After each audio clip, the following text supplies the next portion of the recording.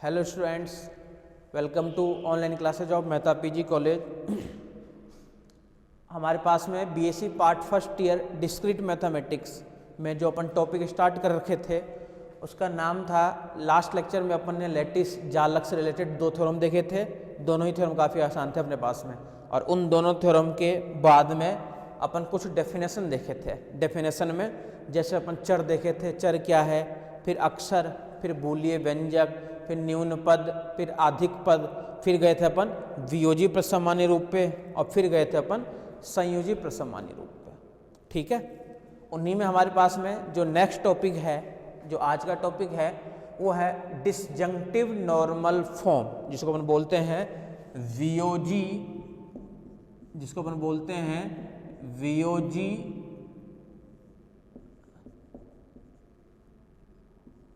प्रसमान्य रूप। वियोजी प्रसमान्य रूप, ये इसको अपन बोलते हैं नेक्स्ट वाले टॉपिक में। ठीक है, डिसजंक्टिव नॉर्मल फॉर्म, वियोजी प्रसमान्य रूप। ठीक है, इसका काम क्या है? गुणनफल पे योगफल देना। गुणनफल पे योगफल देना। अब गुणनफल मतलब क्या हुआ कि आपके पास में न्यून पद, न्यून पद का काम यही ना, गुणनफल देना। तो न्यून पद बनाता है ये। इसको लिख देता हूं साइड में कि इसको अपन हर क्वेश्चन में काम मिलेंगे। x1, x2, xn के लिए अपन कैसे डिफाइन कर रहे थे? m1 फिर प्लस m2 फिर प्लस mk, और m1 न्यून पद, या फिर बोल सकते हैं ऐसे कि x1, x2, x3, xn multiply में, या फिर बोल सकते हैं अपन मल्टीप्लाई में। ठीक है, तो हमारे पास में जो नेक्स्ट टॉपिक है, ये वाला टॉपिक है, इसका नाम है डिसजंक्टिव। बहुत ही आसान काम है, हर क्वेश्चन में एक ही काम होगा, या तो डिसजंक्टिव नॉर्मल फॉर्म में उसको चेंज कीजिए। ठीक है, और जो सेकंड पार्ट करेंगे अपन, वो करेंगे संयोजी, संयोजी प्रसमान्य रूप, कंजक्टिव नॉर्मल फॉर्म। उसमें सब में सेम रहेगा, इसको कंजक्टिव नॉर्मल फॉर्म में चेंज कीजिए। इन दोनों में से एक नया क्वेश्चन आएगा ही आएगा एग्जाम में, या तो वियोजी के लिए क्वेश्चन आएगा या फिर संयोजी के लिए क्वेश्चन आएगा। एक नया क्वेश्चन इसका आता ही आता है, तो अपन सारे के सारे क्वेश्चन ही कर लेंगे। ठीक है, मेथड समझने की कोशिश करना बस। आ जाओ, स्टार्ट करते हैं क्वेश्चन से। निम्न बूलिये फलन को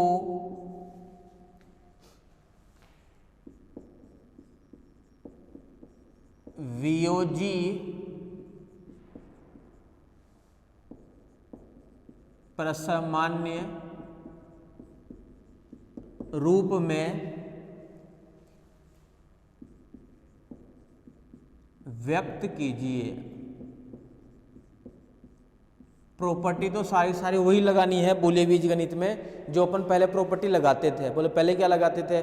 बोले वही सारे सारे नियम, वर्गसम नियम, परिबद्धता नियम, बंटन नियम, डिमॉर्गन्स नियम। नियम तो बोला अभी भी सारे सारे वही नियम चलेंगे हमारे पास में, उस नियम में कोई चेंजिंग नहीं है। ठीक है, बस एक्स्ट्रा हमें बस एक ये चीज ध्यान रखना है। फंक्शन जैसे दिया होगा उसमें x1, x2, x3 equals to, पहला क्वेश्चन यही बहुत इंपॉर्टेंट है, x1, x2, x3 equals to x1 complement plus x2 complement, x1 complement plus x2 complement, फिर है plus x2 complement plus x3 complement, फिर है plus x2 complement x3 complement का complement, और फिर बाहर है whole complement plus x2 x3, और प्लस और है आपका इसमें x2 x3। अब ध्यान रखना, हमें बोला चेंज करना है वीओजी में, बोला अपने को वीओजी में चेंज करने के लिए अपने को पता है कि गुणनफल पे योगफल लाना है। बोले जैसे ये था ना गुणनफल पे योगफल, लेकिन गुणनफल भी बोले इसके अंदर 3 वेरिएबल्स चाहिए थे। अपने पास में जो भी वेरिएबल्स है यहाँ पे x1 x2 x3 3 वेरिएबल्स है, यहाँ पे जबकि आपके पास में क्या है 2 ही वेरिएबल्स है। तो हमारा टारगेट क्या है कि हमें इन योगफल वगैरह सबको हटाना है, हमें बस गुणनफल बनाना है 3 वेरिएबल्स का और उस पर हमें लाना है योगफल। 3 वेरिएबल्स का बनाना है गुणनफल, फिर बीच में आ जाए योगफल, फिर 3 वेरिएबल्स का गुणनफल, फिर प्लस में आ जाए योग में योगफल। ठीक है, एक क्वेश्चन समझ लोगे तो सारे क्वेश्चन कर लोगे, कोई दिक्कत नहीं है। आ जाओ, ध्यान रखो इसमें 3 वेरिएबल्स है, बस ये ध्यान रखो। सॉल्यूशन में जो करोगे उसका रीजन जरूर लिखो।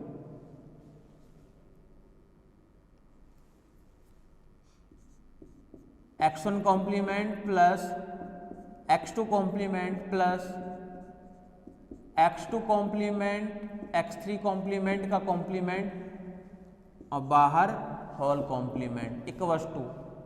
बोला कॉम्प्लीमेंट की कहानी है तो एक ही रीजन लगेगा डिमॉर्गन्स। अब बोला डिमॉर्गन्स क्या कहता है, तो बोला डिमॉर्गन्स क्या कहता है a प्लस बी का होल कॉम्प्लीमेंट, बोला a complement dot B complement. बोले इस पूरे को a प्लस पूरे को b कॉम्प्लीमेंट, बोले a complement dot b complement. बोले या तो ऐसे करते हैं ना, अंदर एक कॉम्प्लीमेंट देखो और बैठा हुआ है, बोले इसको पहले अपन सॉल्व कर लेते हैं।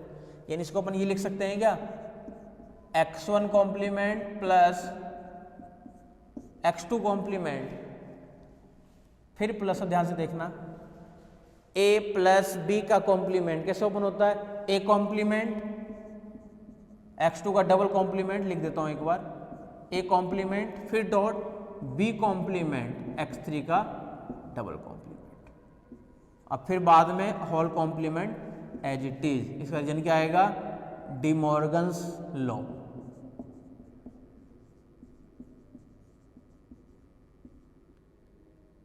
डिमॉर्गन्स लॉ, जो भी करोगे उसका रीजन जरूर लिखना है तभी पता चलेगा। बोले इसको अपन क्या लिख सकते हैं अब, अच्छा डॉट में एक और रह गया, सॉरी, x2 x3 इधर लिख देता हूं नीचे, इधर भूल गया, इधर नीचे लिख देता हूं, प्लस x2 डॉट x3, इसी साथ में और क्या आ जाएगा, प्लस x2 डॉट x3। बोले इसको अपन क्या लिख सकते हैं, x1 complement plus x2 complement plus x2 dot x3 और इसका पूरे का होल कॉम्प्लीमेंट और प्लस x2 डॉट x3। ठीक है क्या यहाँ तक। बोलो अब बाहर वाला प्रॉपर्टी लगानी पड़ेगी डिमॉर्गन्स नियम, यानी पूरा तो पूरा है a प्लस ये कंप्लीट है b, यानी a प्लस बी का होल कॉम्प्लीमेंट। तो क्या मिलेगा, ये a complement dot B complement और प्लस ये रहेगा एज इट इज। इसका रीजन क्या आ जाएगा, फिर से डिमॉर्गन्स लॉ,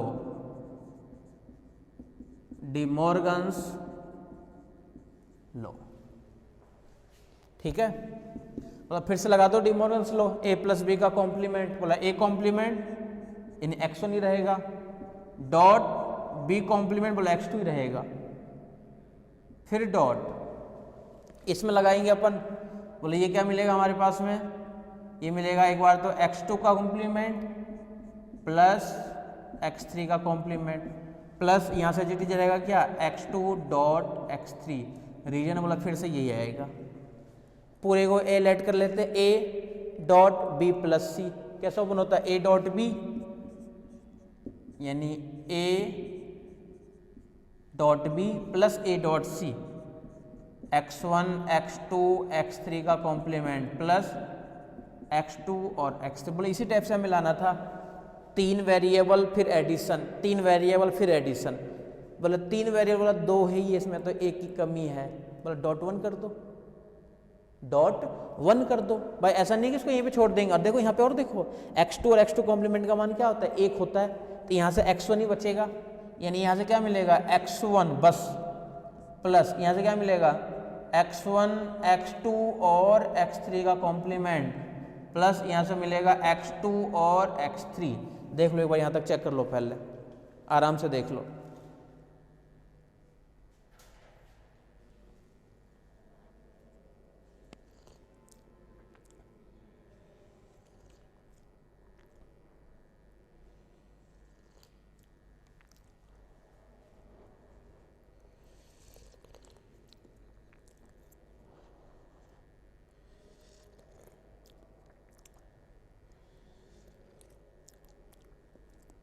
देख लो इसको यहाँ तक।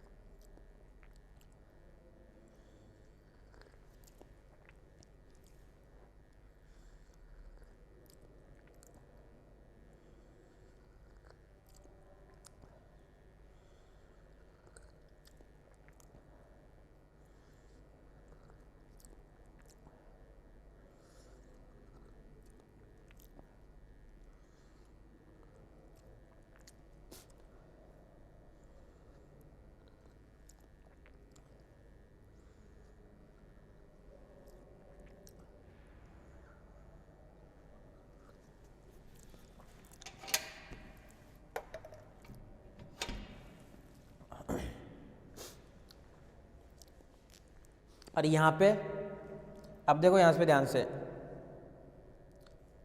x1 plus x1 dot x2 dot x3 complement plus x2 dot x3। बोला हमें तो क्या लाना, तीन फंक्शन था ना, फंक्शन में 3 वेरिएबल्स, तो 3 वेरिएबल्स एडिशन में आना चाहिए। बोले क्यों ना अपन इसके अंदर एक प्रॉपर्टी लगाते हैं। कौन सी property? a plus a dot, पूरे को b लाइट कर लेते हैं, a plus a dot b, फिर से क्या आता है, a आता है, फिर से रहेगा यहाँ से a प्लस ये रहेगा एज इट इज x2 और x, ये ठीक है क्या, a ये भी लिख देता हूँ प्लस a डॉट b, फिर से a ही होता है। बोला अभी भी सॉल्व नहीं हुआ है। क्यों नहीं हुआ सॉल्व? क्योंकि हमें तो 3 चाहिए गुणनफल में, फिर योगफल चाहिए।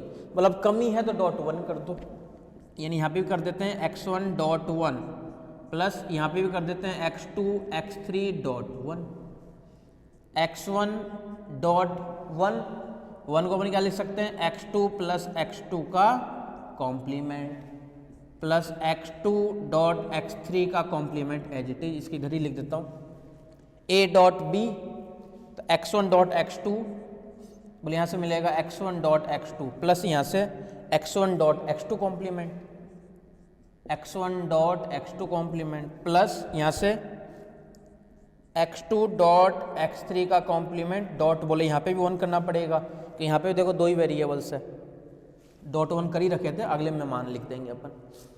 अच्छा, जो लिख रहे हो उसका रीजन लिखो, a plus a dot b, क्यों बना है ये, अवशोषण नियम, जो भी करते हो उसका रीजन लिखो, जरूरी नहीं है कि ऐसे ही प्रूफ करो, बस टारगेट ध्यान रखो। जो लास्ट में जो आएगा ना फाइनली, उसमें 3 तो होनी चाहिए वेरिएबल, अब फिर तीनों वेरिएबल होने चाहिए गुणनफल में, और फिर बीच में लगना चाहिए योगफल। 1-2 क्वेश्चन करोगे तो पता चल जाएगा। और देखो इधर बोला 3 वेरिएबल्स अभी भी नहीं आया है, तो फिर से बोला डॉट 1 करो, तो पहले वाले के अंदर फिर से देखो क्या आएगा, x1 डॉट x2 डॉट 1 है, बोला 1 2 तो आ रहा है, 3 की कमी है, तो इसकी जगह क्या लिख सकते हैं अपन, x3 प्लस x3 का कॉम्प्लीमेंट, फिर प्लस नेक्स्ट क्या है, x1 dot x2 complement dot x2 complement, इसको हटा देता हूँ, 1 की जगह अपन क्या लिख सकते हैं, x3 प्लस x3 का कॉम्प्लीमेंट,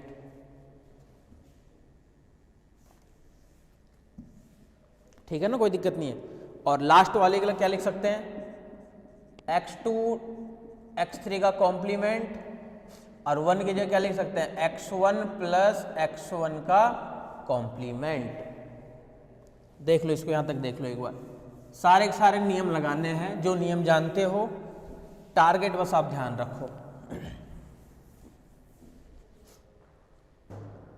कोई कौन सा नियम लगाएगा, कोई कौन सा नियम लगाएगा, तो उसकी भी टेंशन मत लेना।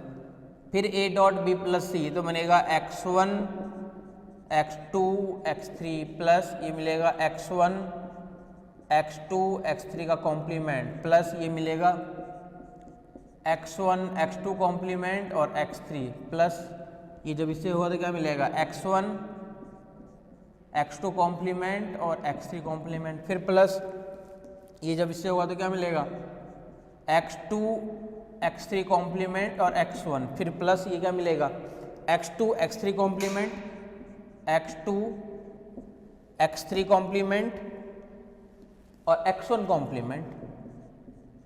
ये मिल गया, देखो सभी टर्म्स हमारे पास में। तो a plus B dot C, यानी सबको ओपन कर दिया अलग अलग, a dot B plus a dot C, तो a plus B dot C, तो क्या मिल जाएगा, देखो a डॉट बी और यहाँ से क्या मिल जाएगा, b डॉट सी। सब में एक ही काम करना है, किसी में भी अलग नहीं करना है हमें। अब देखो इधर जो 2 बार है,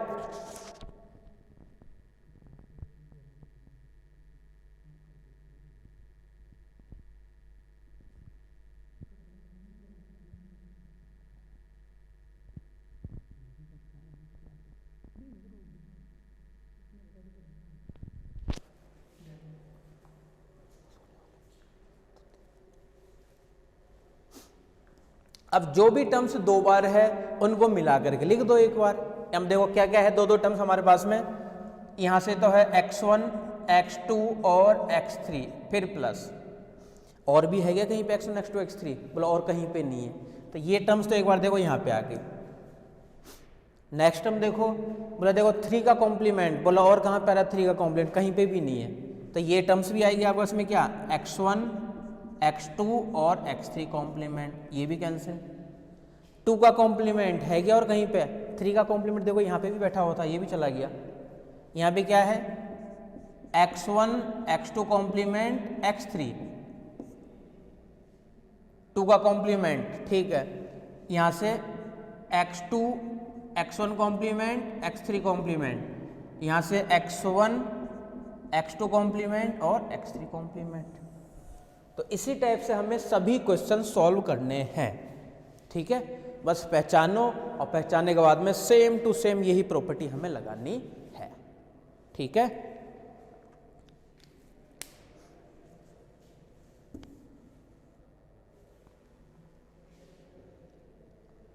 चलो बाकी अपन नेक्स्ट क्लास में करते हैं। Thank you.